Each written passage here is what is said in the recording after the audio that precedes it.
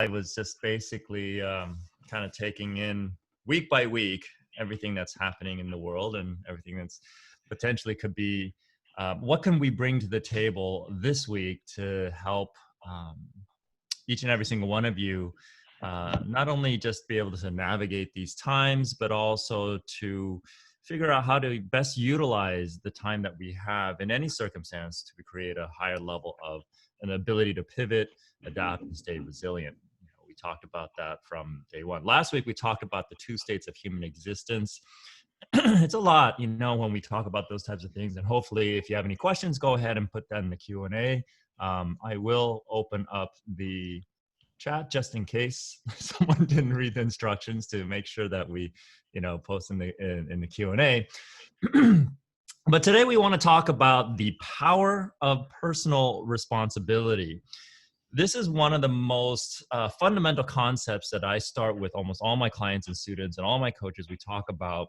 It's another way of saying cause and effect, and but we want to talk about the power of personal responsibility. Most of us have been taught on some level of what it means to take responsibility for things.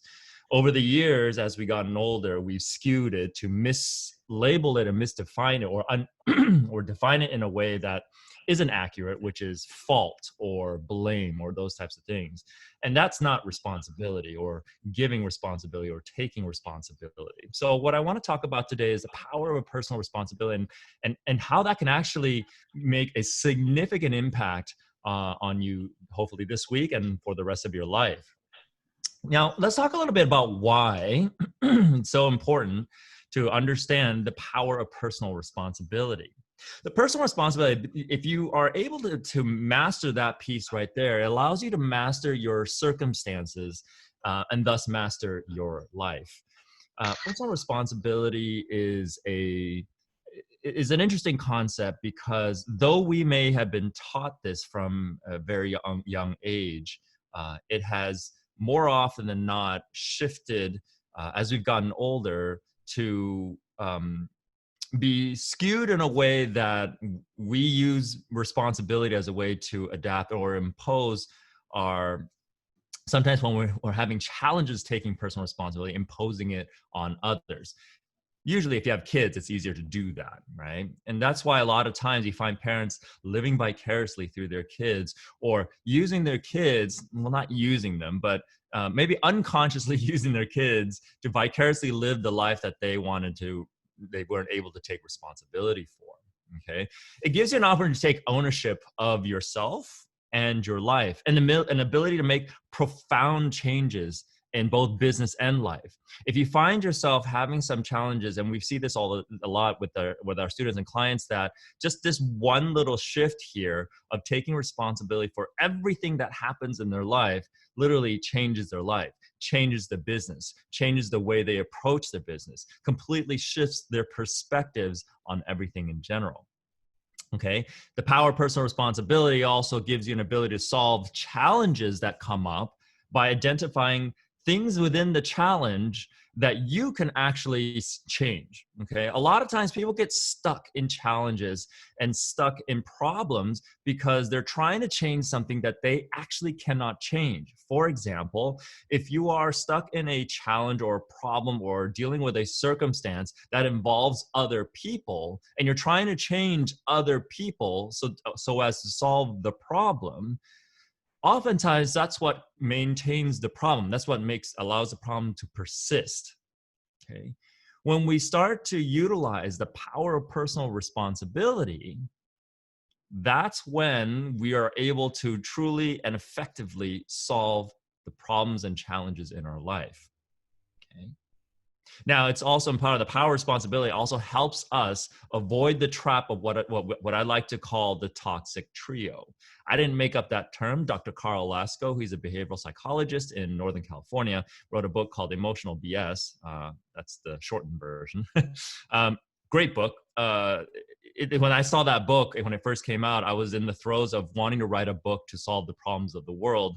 And then I saw it sitting on the shelf and it called out to me. I opened up, read a few lines from different chapters. I said, oh my God, this book is exactly what what I was thinking about. Okay, solving the problems of the world. But he refers to a term called toxic trio, which involves kind of like the three musketeers of denial, delusion, and blame. And it's fantastic because when he talks about denial, delusion, and blame, Dr. Carl Lasko, he explains that none of those aspects, denial, delusion, and blame, can exist without the other two. So oftentimes how we maintain or we give away the power of personal responsibility is when we get caught up in the toxic trio. So to avoid the trap of that toxic trio of denial, delusion, and blame, then we utilize the power of personal responsibility. Okay, if you want to know more about that, pick up his book called Emotional BS. Okay, great read, by the way. Okay, I thought at first it was to address, during that time in my life, I was addressing some challenges I was having in personal relationships. And I realized as I read the book, it was all about people in general. Okay. If you want to explore just for a moment what that denial, delusion, and blame looks like and how accurate that is, think about something that you may have blamed in the past or currently blaming.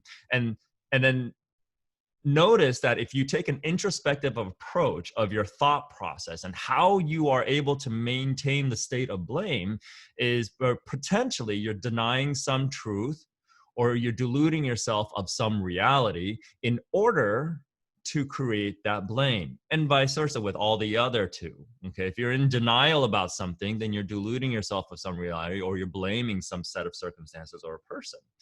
If you're in a delusional state of mind, then you're denying some truth or you're blaming. So it's, if you think about it, if you really kind of take the time and have a truthful conversation with yourself, when you find yourself in a state of denial, delusion, and blame, which is basically sapping your power or kind of weakening your power of personal responsibility, that's when you know you're stuck in that trap of the toxic trio. So the personal responsibility will help you avoid the trap of the toxic trio.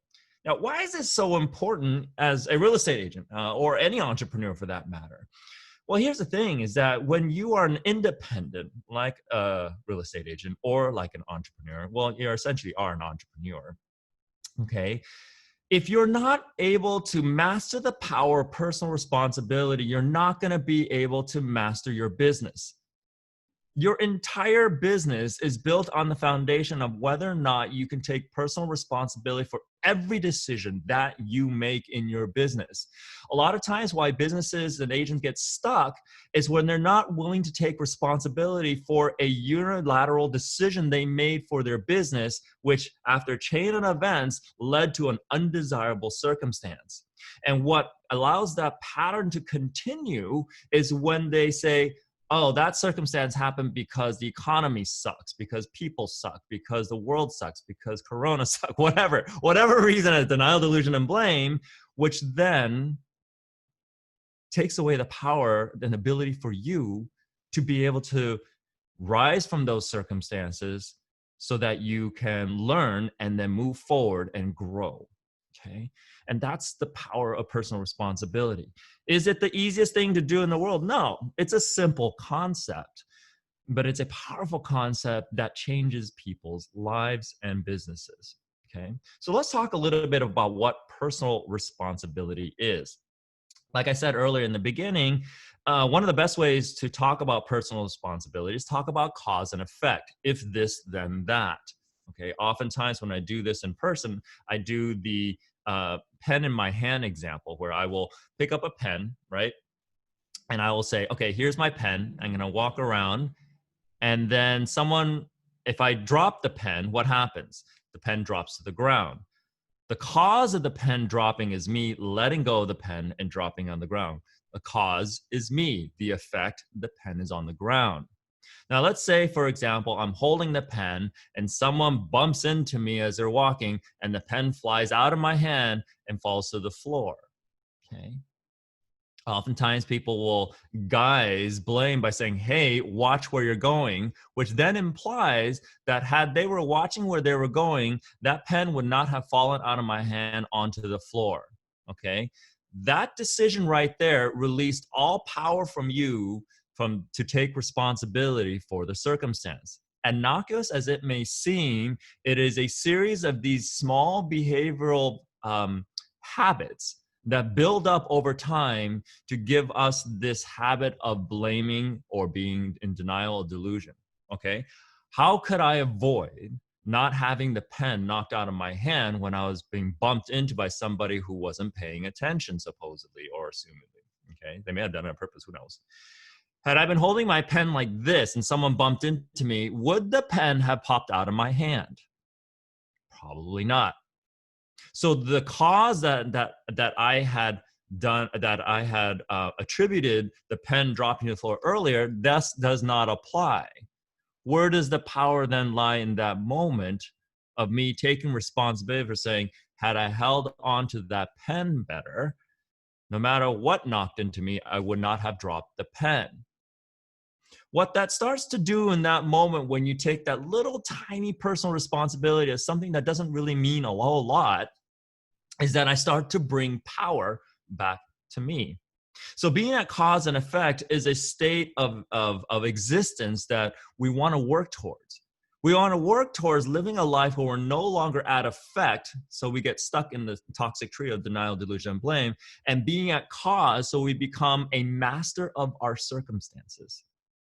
Okay.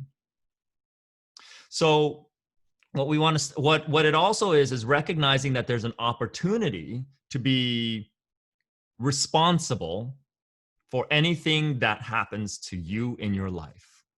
Okay.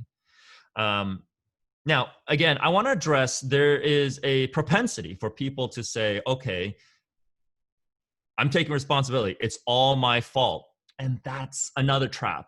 Okay. Responsibility and fault are two different things, because the reality is, in any circumstance, there's personal responsibility to be had with all parties involved.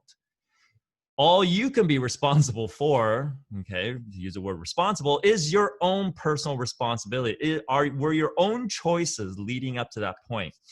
I had a client in the past who was very accident prone. Okay. And in the beginning, we ended up having to work on that perception that I'm just accident prone. And sure enough, in the beginning, when we were working together, it was like, it was unbelievable. I said, oh my God, if I buy into this, I can totally believe, like he believed on a deep unconscious level, that he is accident prone. And what happens is, when we have deep beliefs such as being accident prone, we will unconsciously make decisions that will validate that belief that he is accident prone. I think within the first month of working with him, he got into at least 2 to 3 car accidents, fell over a couple of times, had to go to the hospital for like a cut or something like that, or a sprained ankle or something like that. And it was just like one thing after another. And I said, this can't be normal. He says, no, this has been my life. I said, for how long? Okay, I said, ever since, as far as I know. Well, we'd ended up tracing back to what do you call it? Unintentional seed planted by his mother, that I was like, oh, you're accident prone just like me. And so as a kid, he said, I want to be like mom. And so what happens is he decides to buy into that truth. If I'm accident prone, I'll be just like my mom and I'll be loved by my mom. It was a weird, the unconscious mind just does interesting things like that. But what was interesting was he was very resistant at first. He said, are you kidding me? Are you saying it's my fault? I said, no, it's not your fault, but there is a personal responsibility moment in each of those accidents that you've had. So we broke it down to, one of the accidents was he got into a car accident, and on the books and on paper, it was totally not his fault, okay? Because he had to do that because of insurance, right?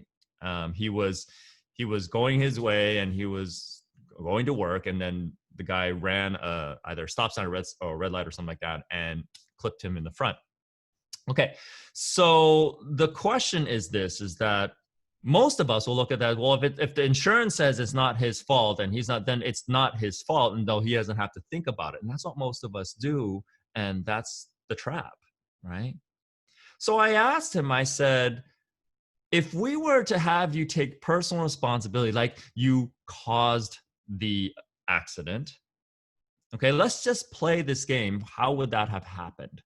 And the way to do that is actually to rewind yourself backwards from the circumstance, okay? So to do this work, you actually have to access past events in order to start to collect data to analyze what's going on. So we took him from that event, the accident, and we rewinded it back step by step, step by step, step by step. Okay, at what point was there a master choice, the master choice that you unilaterally made that could have had you avoid that accident altogether? And it turns out that he has this habit of waiting till the very last minute to leave the house to go to work.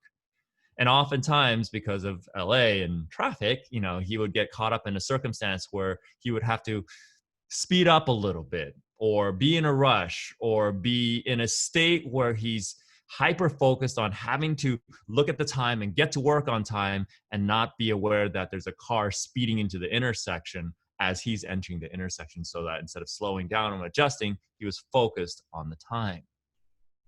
So when we got to the master choice where, holy cow, maybe if I had left earlier, and it's true, I mean, he was just clipped. So if he had left maybe 10 seconds earlier, 30 seconds earlier, right, he would have avoided the accident altogether. And when we started to deconstruct and dissect all of his accidents, we were one by one able to identify a master choice that he made, like a series of events prior to the actual accident event, where he could have unilaterally made a different decision.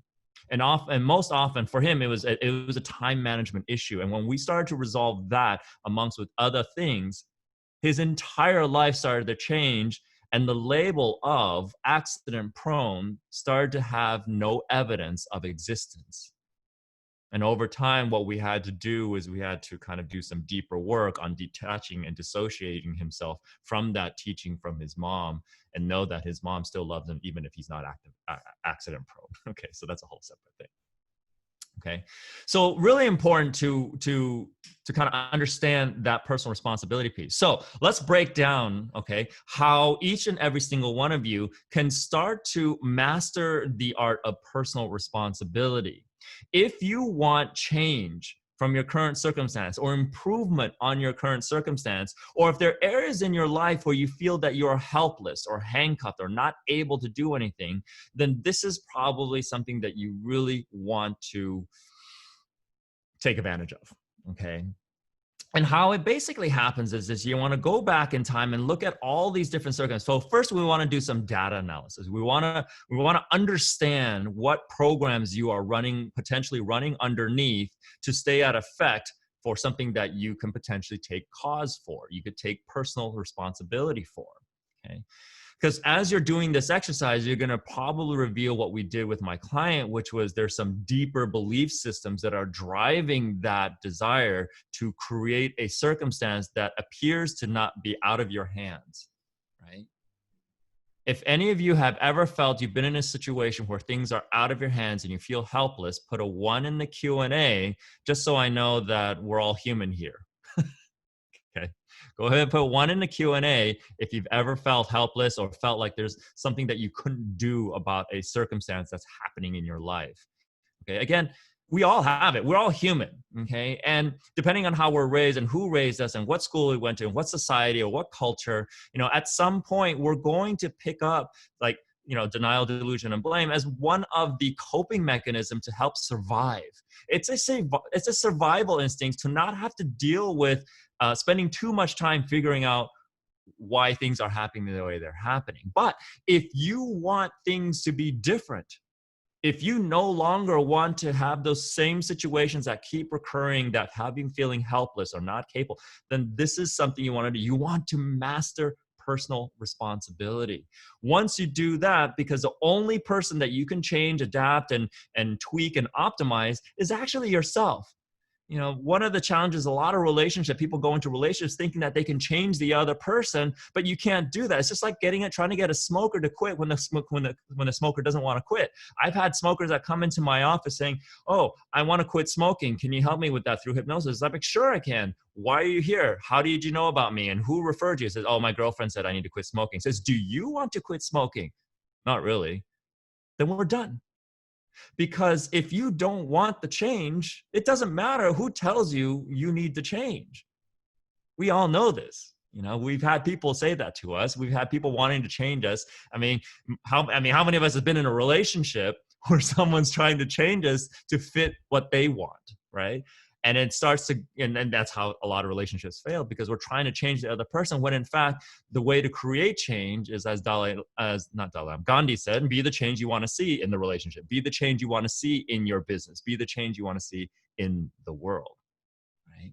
It starts with you. And so when you master personal responsibility, you start to have a fantastically new perspective on how to actually get what you want in this world.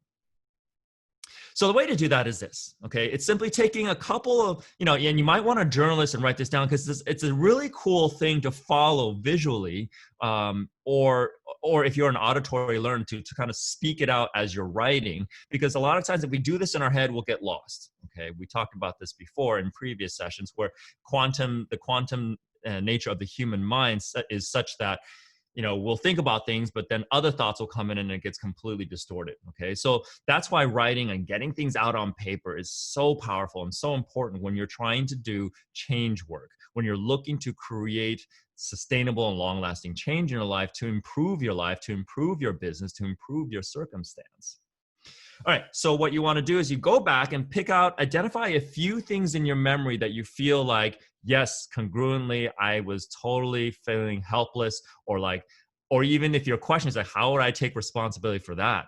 Cool, write that one down, okay? And what you want to do is you write it on the top of the paper, and you start to go backwards sequentially, like a timeline, okay? What happened right before that, and what happened right before that, and what happened right before that, and at least just get everything objectively out, as if you're looking at the news and they're usually recounting events as far as you can before, which is kind of the chain of events leading to that actual event that established a state of feeling helpless.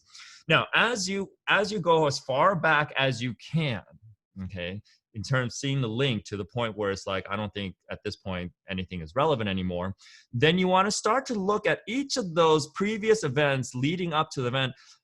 Which one of or you can look at all of them and say, what decisions did I make at that event that then led to the next event? And what decision did I make in this event that led to that event? What was the cause that I personally did? What was the master choice that either helped me create or co-create this confluence of circumstances that led to the final end result of feeling helpless, or like, it's not my fault, it's not my responsibility, that I can't help it, my hands are tied? And what you do is, every time you have those kind of events and you want to deconstruct it, the reason why you want to do more than one, because once you start to get to 3 or 4 or 5 of them, you will start to see a pattern. Just like my client, who started to see a pattern that his time management skills could be improved. And once we improved it, it made some massive shifts and ripples in all areas of his life. The cool thing about doing this exercise, that though you may be potentially doing things in your memory that have nothing to do with business or your work or your money flow, it will impact your work and your career and your money flow. It will impact all areas of your life, because the habits that you have developed in not taking personal responsibility for a set of circumstances, it actually transposes itself and shows up on all areas of your life. So when you start to do this exercise and start to take full personal responsibility, here's the goal, really. The goal is to get to a point in your life where you are willingly and excitedly wanting to take 100% responsibility for everything that transpires in your life, everything that happens to you, because nothing just happens to us, because we have to be involved in order for something to happen in our lives. Okay. If you were to sit on your couch all day long and do nothing and never exit and go out into the world, a lot of the things that happen to us outside in the world will never happen. But then again, something will happen. One, you'll get bed sores or couch sores, and you won't get any work done. And then you've made a decision to sit on the couch, which then leads to you not making any money, or maybe you could. I mean, you could work from the computer and stuff like that, or something. But then you'll be sedentary, and your body will then not get enough exercise, and then that actually affects your mindset. Okay, so there's every choice that we make will lead to that. Like, for example, I've been very hyper aware about the moments in my life or moments in my days where I decide I want to sit there and binge on Netflix for a little bit. Okay, and being hyper aware of that means you can either take full responsibility of what results as a result of taking 4 or 5 hours out of your evening to watch a series. And if you're willing to take full responsibility, then you can't be angry or upset about the set of circumstances or consequences that may result of that. And it's not a good or bad thing. It's honoring the fact that, well, I chose to do that, and this is what happened. So if I was to binge for 1 week straight, 4, 5, 6 hours a day, instead of working on things that I do want to work on, such as different projects for my business and everything, and I do that for a whole straight week, the impact of that is such that I can't blame the economy. I can't blame COVID. I can't blame any of those things. Okay. I can't blame anything really. If the minute I start blaming, then I'm missing the gemstone of responsibility. But if I'm willing to take responsibility of that, then I really can't be angry about it, because, hey, had I not been binging for 25 hours cumulatively, I probably could get a lot done. Okay. There was something that I did in my own life. I love Japanese animation, and those series are long, especially the older animation. I mean, we're talking about several hundred episodes, if not over 1,000 episodes, depending on how long they've been around. And there was one particular one when I finally finished, and I finished it relatively quickly. So I took a lot of time to watch it, and this was years ago. But I used it as an experiment, especially around the area of personal responsibility. It was 1,000 episodes, and if you subtract cutting the intro and the conclusion out, it was about 25 minutes. Let's say round up half an hour per episode. Half an hour per episode for 1,000 episodes. If you cut that in half, that's 500 hours. I said, holy cow, cumulatively. Now, granted, I didn't take away the enjoyment that I had watching it, but I wanted to take a look and see, wow, if I really kind of said, okay, I took 500 hours out of my life that I'll never get back to watch this animation. What have I done in this lifetime that took 500 hours of focused, activity?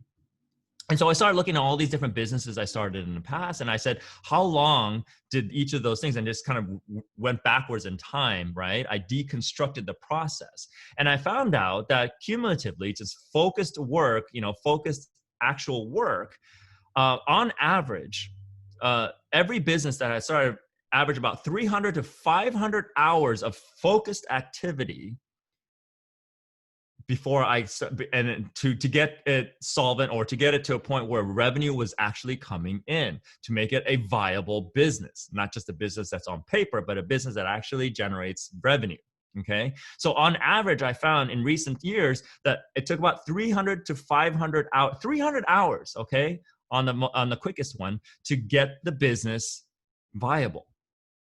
And I was thinking, wow, in that time I watched the animation, 500 hours, I've got to start 1.5 new business. a business that actually serves and helps people. Interesting, right? Had I not taken personal responsibility for that, I would not have come to that realization and gone to that exercise of realizing, oh, this is actually what it takes, and gives me something that I can systematize and create a process around, so that I can actually do it not only for myself, but for my students and my clients, and bring that awareness in. That is the power of personal responsibility. Instead of beating yourself up for making the choices that you did, reel back and say, well, if this is not the end result that I want, the consequence of my decisions, what can I do so that I don't do that again? What can I do moving forward? And that's a lot of what's going on. And this is what happens. When we get older, life becomes much more robust, and we're developing what I like to call clay, so that we can mold and create pottery like we never could before. When you're young and you're 12, 13, 14, 15, 16, 17, 18, 19, 20, 21, you don't have enough clay to work with. So you're just kind of basically going out and grabbing as many experiences as you can. For those of us who've been around the planet for a while, then great, you've got a lot to work with. And great, we have a lot that we can utilize on this exercise on how to master personal responsibility. Okay. So that's what I wanted to talk about today. That's the power of personal responsibility.